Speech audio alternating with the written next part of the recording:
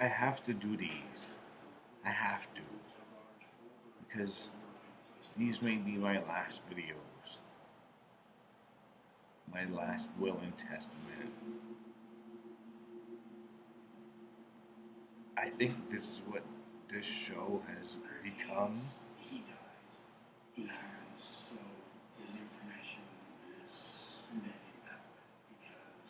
On Instagram, it's one thing. On Facebook, it was another until they blocked me permanently. And Twitter, it's a whole nother topic. But on YouTube, it's very personal, and I'm coming through a lot. Whoa.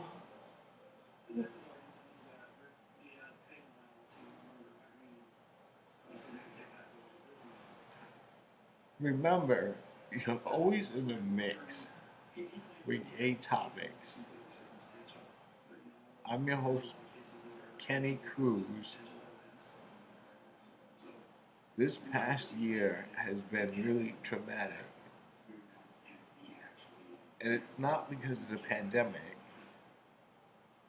It's because what happened during and before and years,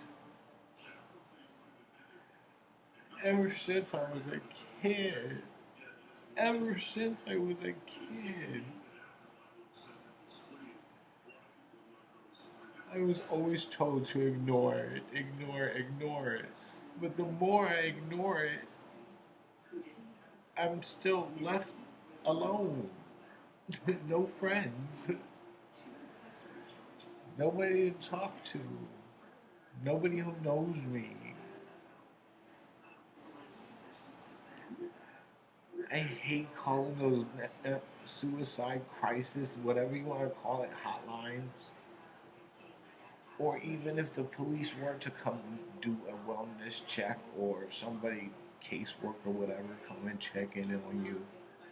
These are people that are essentially strangers. They don't know you. You're a case number. Come on, let's get real. It really makes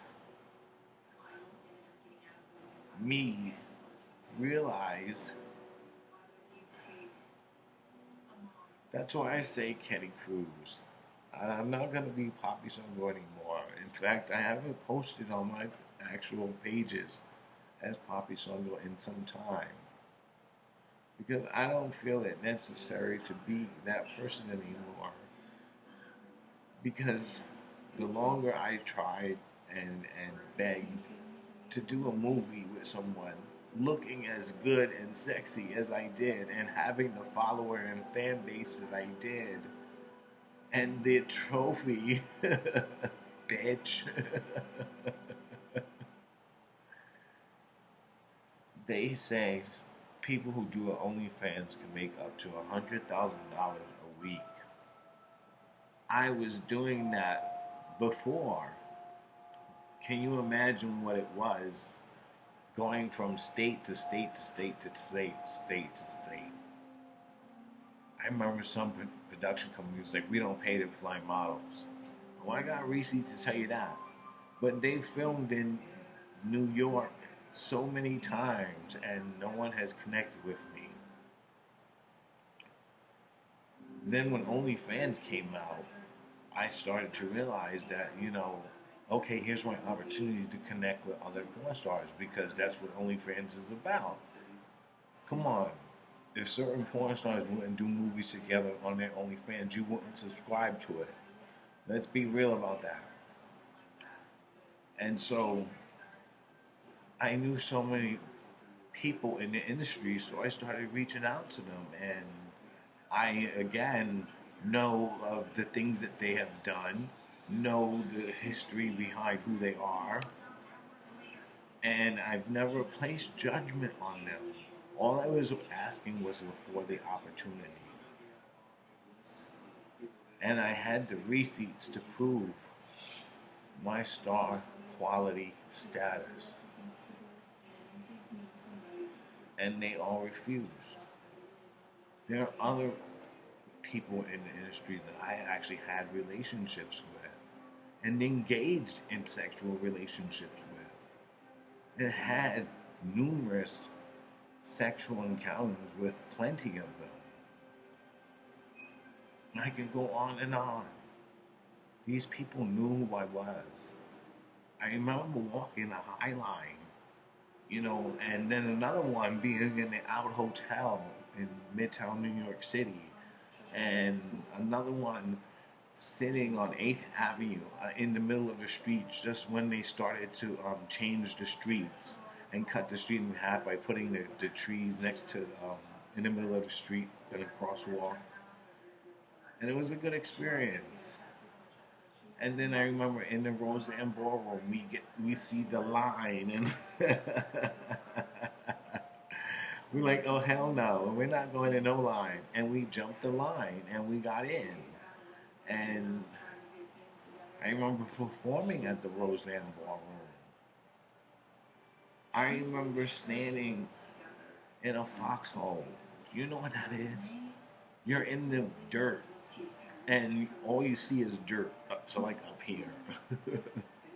And I remember standing there for hours, if I heard noises and ready to shoot, with my MR-15. It was an M16. I think it was an M16. Ready to shoot. Then there are other times I remember being in a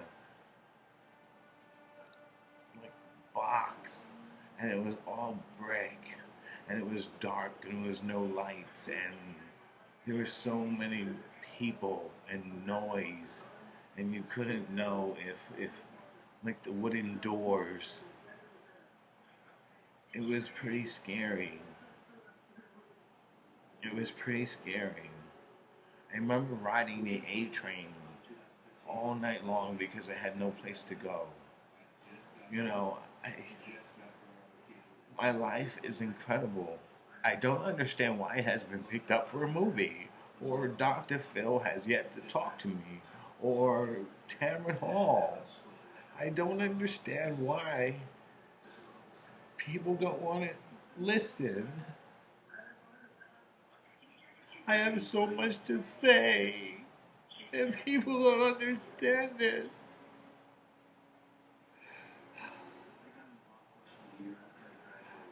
They all assume things that they heard or misconstrued or thought that they heard of me or knew of me, or placed judgment on me and my character. But what it did was undermine my character. I am not that person you think I am.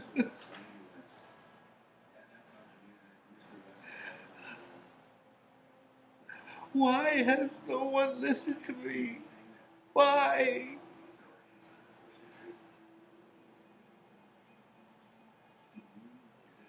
Please give me a hug.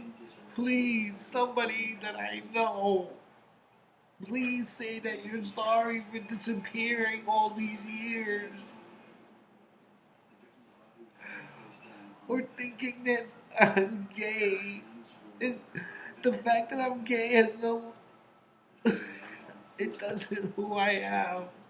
It is who I am. But it doesn't affect our relationship. We're still gonna be family. We're still gonna be lovers. We're still gonna be aunts and uncles and cousins. I have none of that. I have none of that. Oh, Jesus Christ. Why has this not been picked up for a movie? I cannot understand this.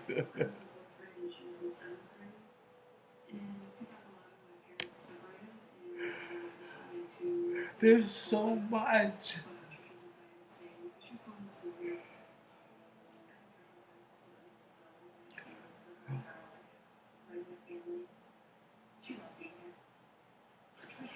I have to do this and record because if I don't record, people will never know.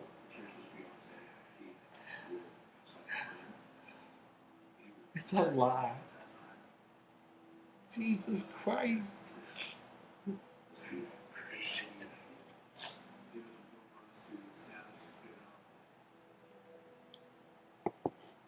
Oh shit.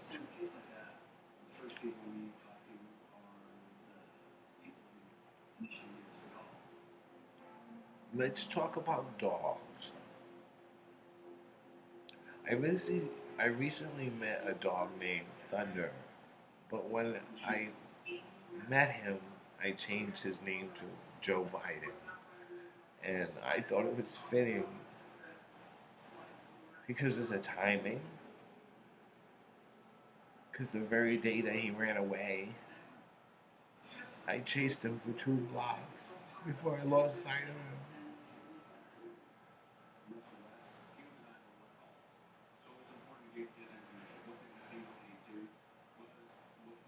He had an inauguration in a dog run. People who saw me before with my old dog, BillClinton, laughed at the idea that his name was Joe Biden and encouraged me and told me that they were so happy for me. But yeah.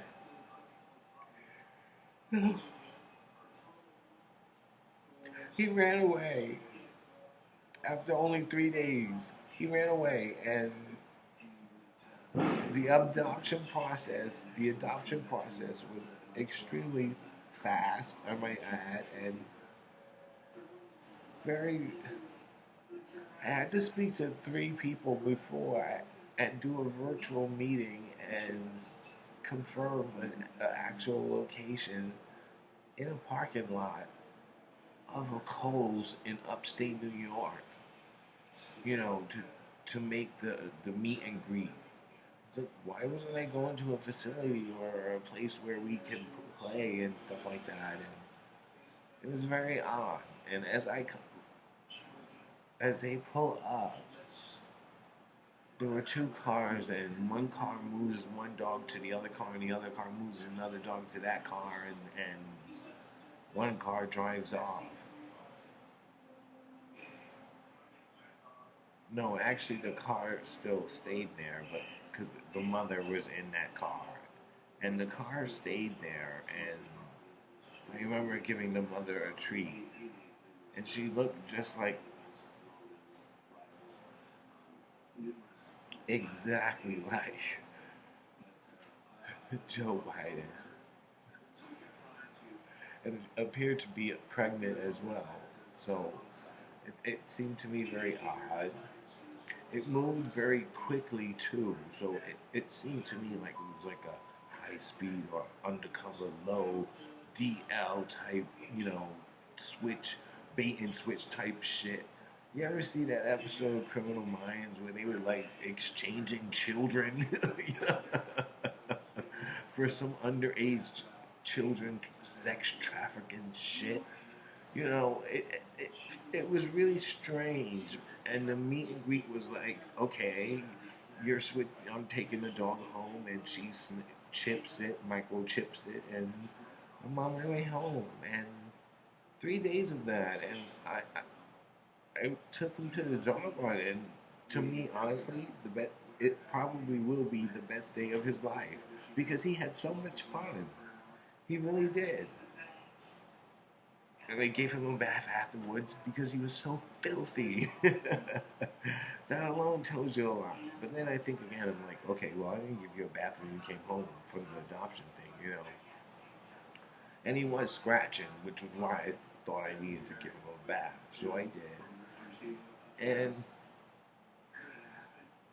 we go to sleep in the fetal position. My previous dog, BillClinton, didn't do that. He never slept in my bed. In fact, I've changed beds and moved into different apartments, and he still refused to sleep in my bed. But Joe Biden did. Joe Biden did. Joe Biden did. We slept in the fetal position, and it was new, and he felt my heart rate and my heartbeat. And he howls the next morning because he had moved out and jumped off the bed into the window and started howling. So I got up and I had my coffee. He drank his water and the leftover food, and we go out for a walk. And he takes the poop, and I went to pick it up, and I lose control of the leash, and the leash goes, and it was a retractable leash, and it was locked, and it was following behind him as he ran, and he only kept howling as he ran. And he ran and ran, and I chased him for 2 blocks. I searched for 3.5 hours with the NYPD and the rescuer. What really disturbed me about the rescuer was that I met her, and I thought she was there to embrace me and help me with the process of what was going on, because that was the whole purpose of her rescuing the dog and providing the home for me. And I'm actually searching with the NYPD as the owner and responsible of the pet, and it was my duty to keep you informed.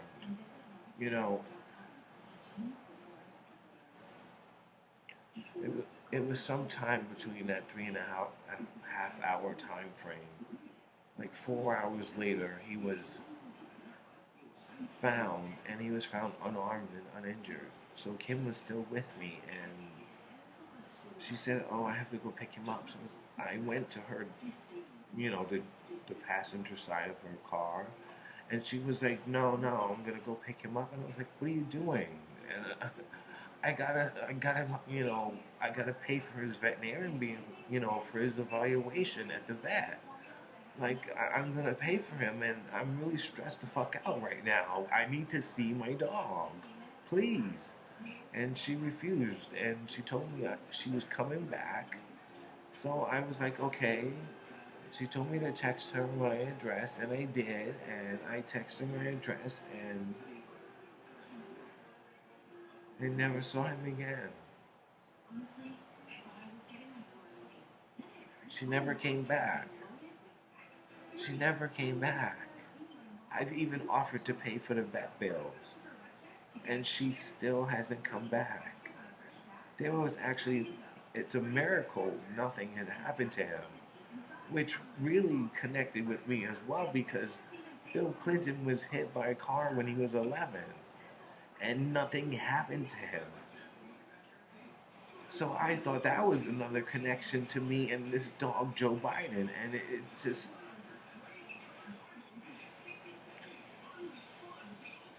It just added fuel to the fire, and it just kept getting worse and worse and worse. She texted me a picture of the ripped check, and I've never heard from her again. In fact, she went on to block me like many others have done. Do you want to block me now? Do you want to block me now? This is what your blocking has done. You don't know me. You don't know the person. And the damage you're causing. I remember being in a sex club, and actually after winning my Gavin Entertainer of the Year at the Gavin Awards, I remember being in the sex club at the West Side Club here in New York City, and sitting on a bench, and someone said he's lacking confidence or something, and I thought that was very strange because, one, I was the hottest one in there.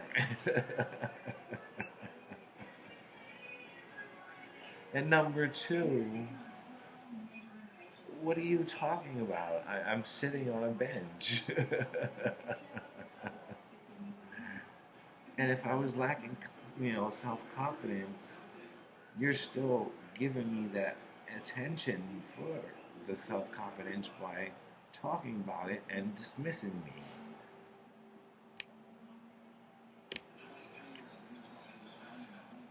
Most of my life, I've been dismissed. I've been dismissed by many, many, many people. Like I said, so many people know me, but know of me because it's their job to know of me. They don't actually know me as a person. They don't know what's happening to me. I'm not sexy anymore. I'm not sexy anymore. In fact, they're calling it pandemic 15. No, with me, it's a pandemic 50. I don't even want to show my body right now. It's so much weight has been put on me, and my heart is very heavy. I can't do this.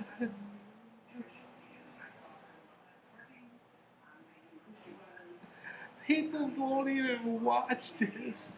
They won't even say anything. It's so sad. You don't know me.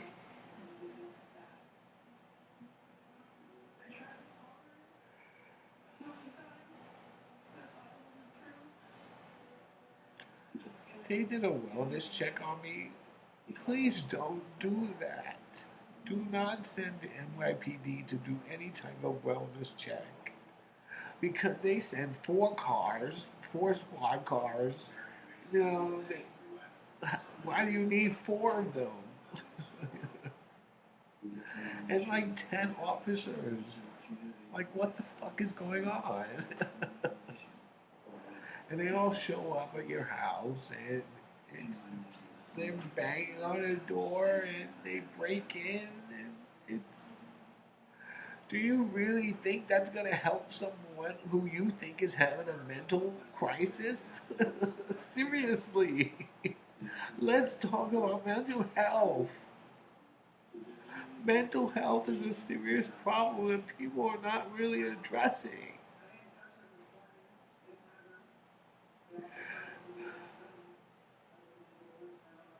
We've all gone through so much over this pandemic. It's put so much more pressure on me because I'm all alone. I've tried so many adoption agencies, and the one I was referencing, she took the dog and I never saw him again. It will only make me want to She kidnapped my dog. She kidnapped my dog. I just got the dog 3 days. If anybody's owned a pet, well, to me, it was the only loving thing I had in my arms. In 4 months, on the very day that he passed away, to me, it felt like it was right to me. Oh my God. Shit.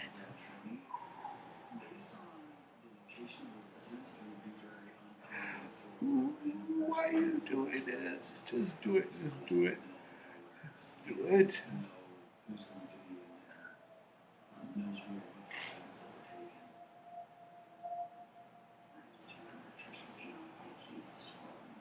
I remember being 15 years old. Yeah, I was 15, living in the projects in Far Rockaway, Queens, and Edgemere, and there were 5 of us in the family and 2 adults, and no one was really taking care of this dog that we had. I don't remember how we got the dog or when we got the dog, but I remember this one specific memory of this dog, and his name was King.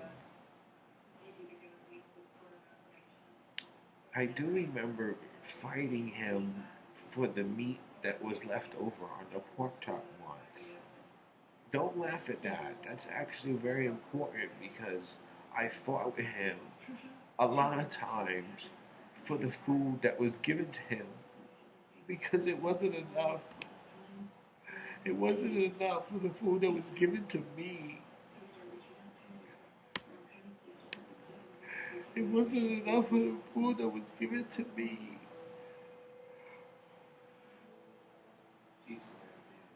He slept in my bed.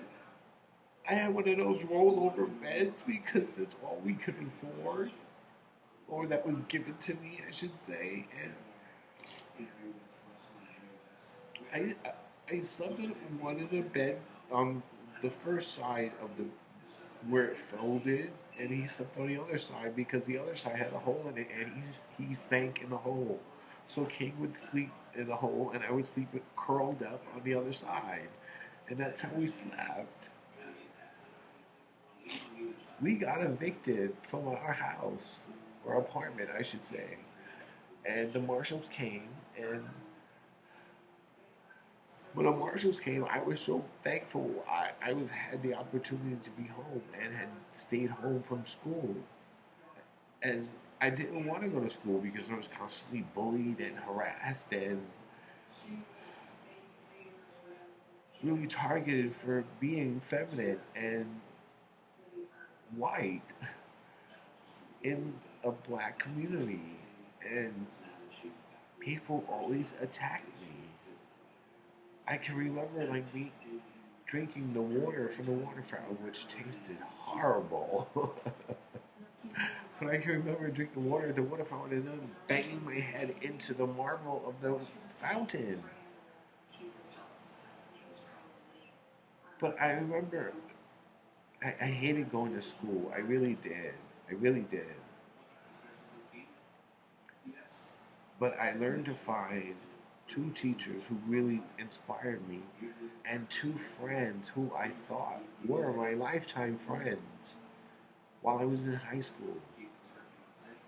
Those friends I really thought, because while we were in high school, if you because we were very popular, I was class president, of course. I also starred in the school play. I had two roles actually.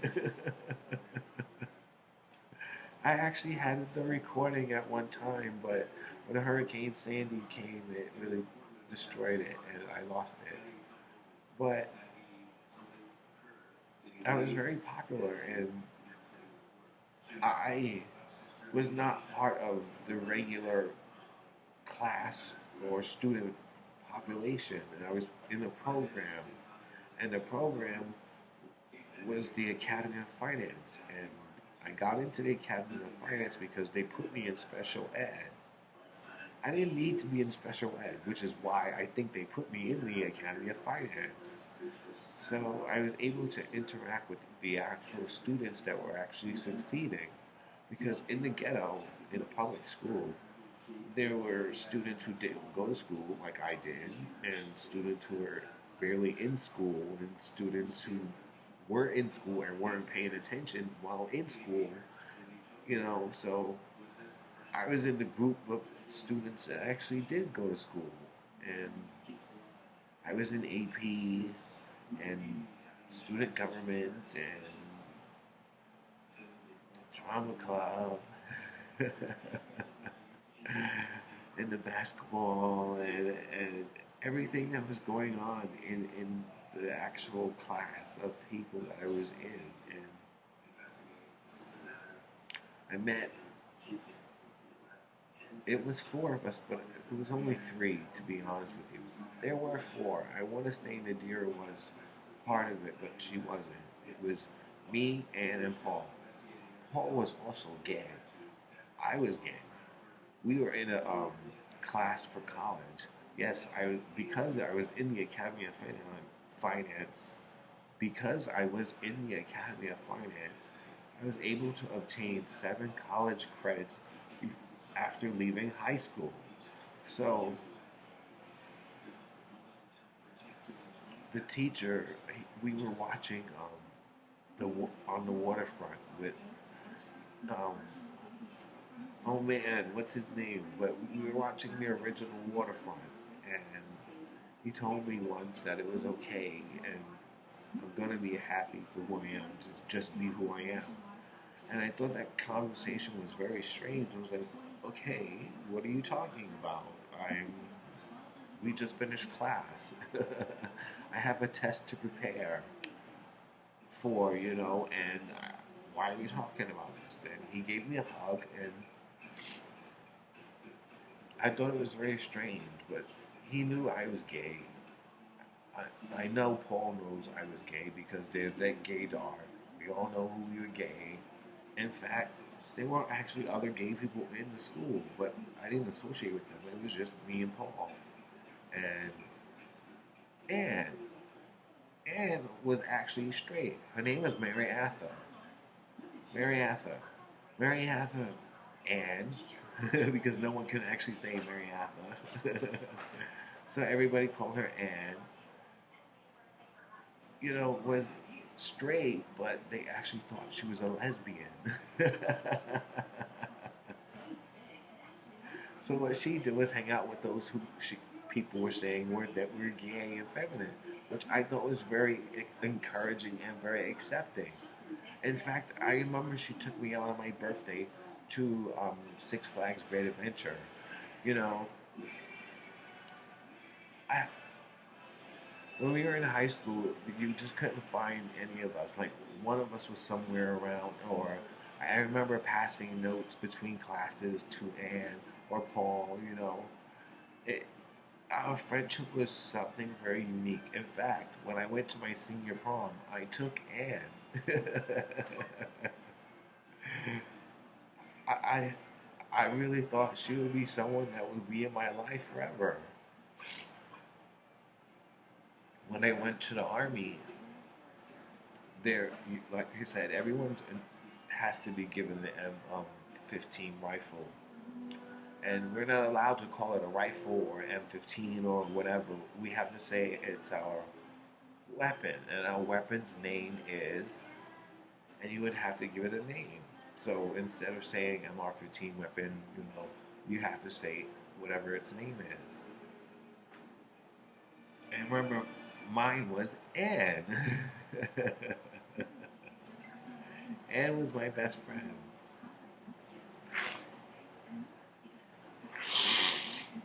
I'm sorry. I have to blow my nose.